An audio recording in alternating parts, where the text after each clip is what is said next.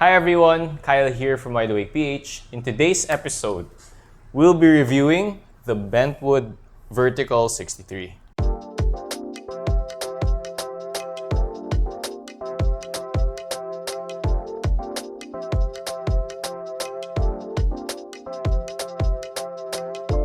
The Bentwood Vertical 63, let's call it the Bentwood for now, is the most expensive grinder Wide Awake has ever reviewed.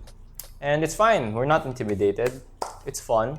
But just for a caveat, given that this is the first time we'll be reviewing a more high-end commercial piece of equipment, we're looking at this from a perspective of a home brewer, mostly.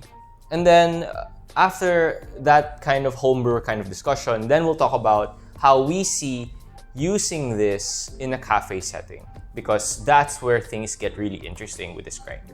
A lot has been said already, especially by Lance Hedrick, about the Bentwood, but essentially, for a quick overview of its features, it has a vertically mounted 63mm burr set that can grind both for filter and espresso very well. Makes use of this pre-auger system that essentially feeds the beans, breaks, crushes, and then feeds the beans into the burr set.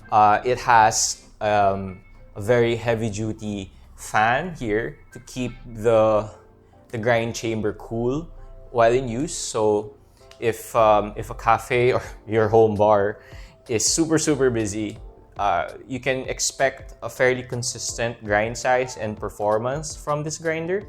For me, one of the highlight features of the Bentwood is the grind size adjustment. It's cool and useful because of a few things. One, it displays the grind size in microns. So you know what grind size you are, like very specifically. And number two, the grind size mechanism allows you to really calibrate this thing on burr chirp, make it 0, and then turn to your desired grind size. And that will be replicable from unit to unit. So, we can talk about the implications of that later. But, essentially, this thing allows you to have a very good reference for multiple Bentwoods at a time, which you can imagine is very useful for a commercial cafe setting. Of course, if you go through the menu together, it can grind by shot. You can grind your espresso shots in seconds. All your basic espresso stuff, right? You can set it like 5 seconds. It will run for 5 seconds. It will grind at your setting, fill the hopper. Standard espresso stuff. And alternatively, you can single dose. You can remove the hopper. You can buy those 3D attachments with the bellows and stuff. Use it as a filter grinder. It's very much a very versatile piece of equipment. You can also use it for, grinding a lot of beans into a bag, like a shop grinder, because of the big vertical clearance you have from the tray up to the grinds exit. Very versatile piece of equipment. So it's essentially a Swiss Army knife, right? Like home, yes, you can use it for filter and espresso, but for cafes, it can do everything. You can grind for filter, you can grind for espresso, you can grind bags and bags of coffee for customers who want their coffee pre-ground. But I think you're here because you want to know, how good does this thing grind? How yummy is the coffee of the Bentwood relative to the equipment we know? Let's get to it. Let's talk about how we taste, or what we taste when we use this to brew for filter coffee, and what do we taste when we use this for filter espresso, for espresso coffee. Let's start with the filter coffee. So for our test coffee, we will use Purple Punch, our new espresso blend. So this is a fruit-forward, very fun espresso blend that we roast light. Even our espresso blends are light. And I'm pretty sure it's lighter than most other local roasters' filter coffee offerings. We are going to dose 13 grams. 13 grams. And then we are going to grind 13 grams. All right, for the Bentwood, the big problem for us is retention and spraying. It's not a very neat grinder. What you have to do is you have to use RDT. So, either you get a spray bottle and give it a spritz and then, really shake and stir, or wet your finger with some water and, do that. We're gonna do that. Do that just to keep the bench neat.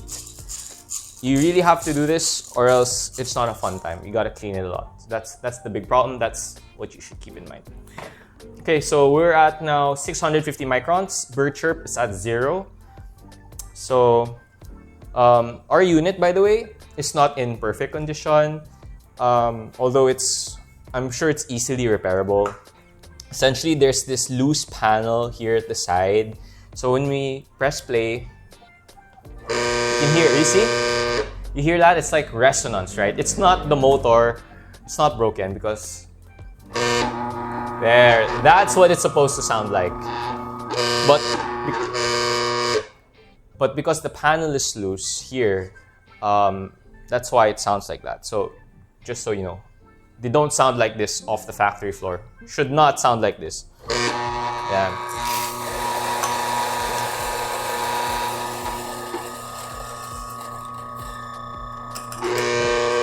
So that 13 gram dose at 650 microns was finished in a super fast 7 seconds.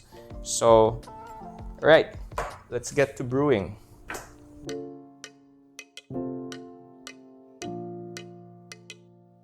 For this one, we will use the B75 with the C District filter paper that we've been testing out a lot lately. Pretty consistent so far.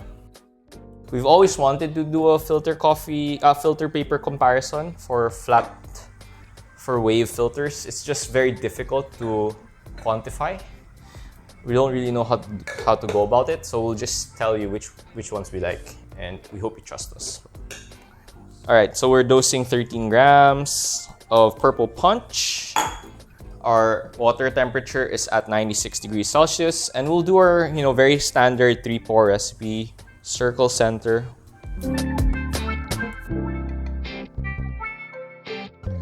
What we've noticed grinding filter coffee with the Bentwood is that for filter coffee, it has a kind of a bimodal distribution. It's not as uneven as 64 mm cast burr from SSP, but it's not as uniformly ground as something as the ZP6. So those are our only points of reference, which means the flow rate is not as fast as the ZP6. It has a medium flow rate. So that's 200 ml in. I expect the brew to finish at around 2 minutes 20 to 2 minutes 30. Let's just let that flow. Again, this is at 650 microns. So for reference, if I want to have a very high extraction, as in we're talking about very, very, very lightly roasted coffee, you can go as fine as 560 micron, 550 micron. And then if you want a delicate, floral kind of vibe, 680 to 700 microns is where you want to be. So we're just at that middle point right now. And that's all for a 12 to 14 gram dose, which I enjoy. Yep, so we're done at 2 minutes 20 seconds. How do you expect the Bentwood to perform for filter grinder? Is it a world apart from the kind of gear that we're used to? Is it this massive leap in terms of cup profile and quality? I would say no. It's for filter coffee, I wouldn't say that it gives you a transformative experience. It doesn't make your coffee taste so much better or so different compared to, let's say, a ZP6 that you know how to use. It doesn't. But what it does is it is so forgiving. I could grind this from 600 to 700, and each cup will be very pleasant in its own way.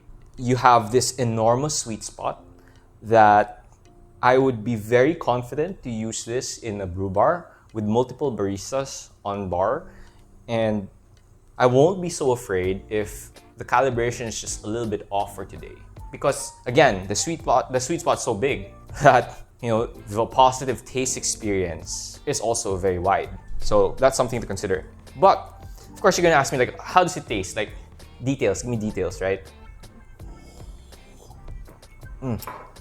Okay, basically what it is it has the body and the sweetness of the 64mm Casper that I'm used to in my DF64, but with the clarity of the ZP6. Basically, you get the marriage of those two cup profiles in one grinder for filter coffee. What does that mean? It means it's not a punch in the face, super bright, crisp expression of the coffee that you are brewing. Instead, it's an incredibly balanced presentation. You have body, you got sweetness, you got vibrancy, you got great aftertaste. You get all of this like 8/10 across the board. Whereas the ZP6, you'd sacrifice body, be 4/10. For the acidity, be a 7, 7.5, maybe 8, right? Like, it's skewed this way. Whereas this, it's like solid 8s. Again, to explain a bit more, and I hope, this doesn't sound pretentious or whatever. Because it's not. This is legit. This is a lot of lived experience, months of testing for all these grinders, right? Because I lived with every piece of equipment. For the Casper, when you're using that to brew filter coffee, its signature profile is that sweetness. You get this very nice and lush body, and then the acidity comes on in the middle, and it's not this sharp presentation. It's a very soft presentation wherein it's like you're lounging and you're seeing these flavors pop at you in a gradient.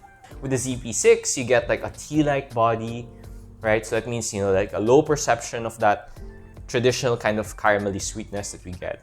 But you get those acids, like really vibrant, mouth puckering in a pleasant way if you brewed it well. And that's the kind of experience the ZP6 has. This has both. You get a creamy, sweet kind of flavor profile, and then the acids come in. And the acids are sharp. Sharp not in like sharp, biting, mouth puckering. No, not like that. It's like in a disgusting way, mouth puckering. Not like that. Of course not. Very pleasant, like the ZP6. As in, you can taste those fruits, and the picture is sharper. You can point out the details more. It's a more well-rounded experience. You have everything, and you can appreciate everything. Basically, what I'm trying to say is, this, in a home brewer kind of situation, this makes your coffee taste good almost all the time. Okay? Feed it some well-roasted coffee, and you will not have a bad time. Ever since I've had this at home, my family has essentially doubled their coffee intake. Why? Because even without perfect, nerdy level brewing technique, they're just getting more out of their coffee. For a cafe experience, that is so powerful, right? It means you can present the coffee you want in a very well-rounded way that general audience, right? Because, people who come into cafes, they're not hardcore all the time. Some of them are new to this hobby. Some of them don't even know what specialty coffee is about. But with this, it's like you can cater to all of them. So I really think it's great for that purpose, right? If you're not looking for a very specific kind of brewing tool for filter coffee, you just want a super well-rounded, generalist, competent coffee experience, this is awesome. This is awesome. Now let's transition to espresso.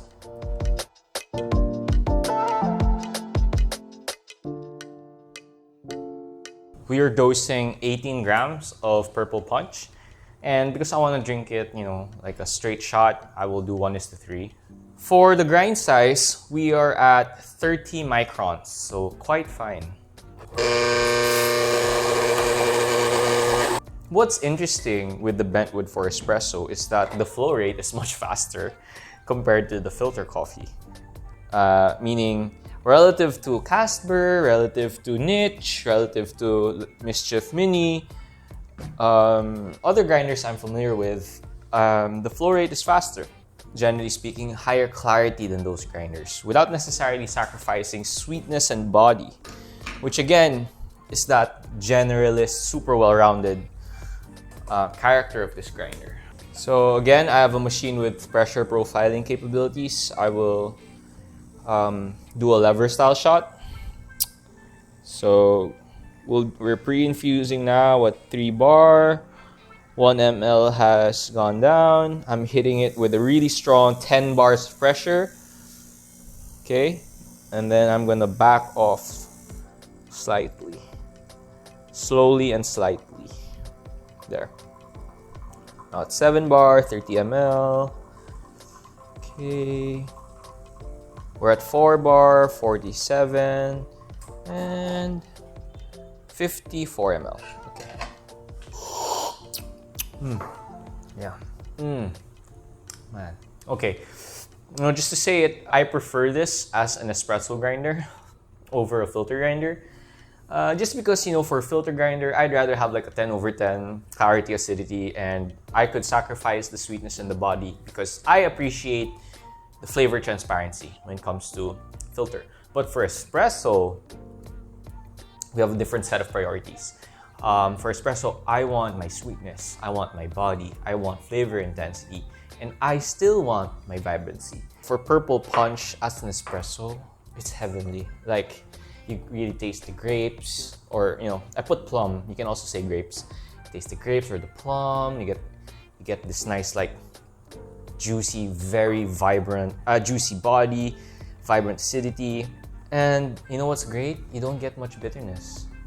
It's amazing, and you can push extraction like this, right? Like, do a long shot, get that clarity. You don't have a super big mouth-filling intensity that I really don't appreciate with old school espresso. It's nice. It's incredibly tasty and super drinkable. Like, it's a juice concentrate at this point.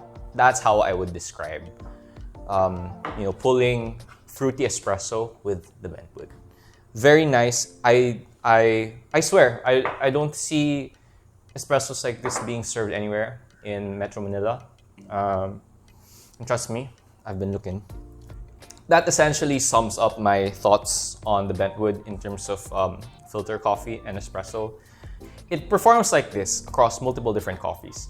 I like pulling 1:2.5 to 3 ratio shots at around 30 to 50 microns with that kind of lever style profile. And that's the kind of experience you'll get. Very well-rounded, really great texture, really great sweetness, very, very nice, juicy vibrancy and acidity. A no-compromise espresso experience is basically what this is.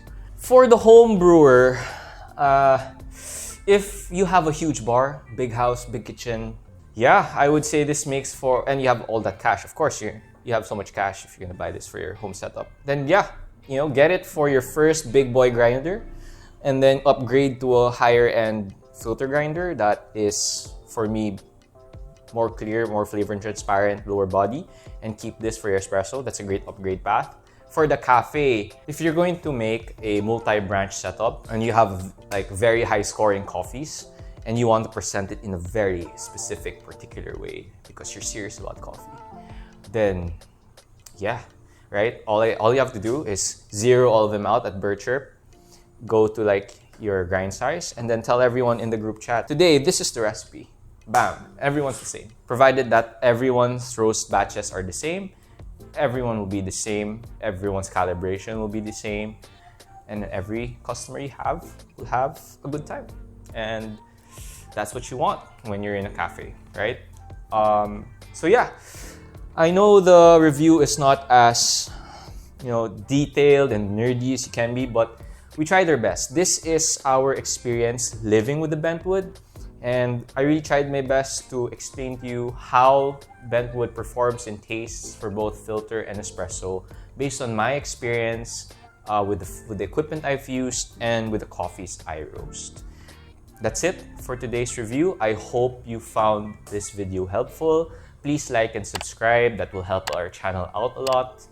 And yeah, if you have any questions, reach out to us on email or DM on IG. And most likely, I will be the one responding, and let's have a conversation over there. Or comment down below, and I will get back to you as fast as possible. So yeah, thank you so much. Have a great day.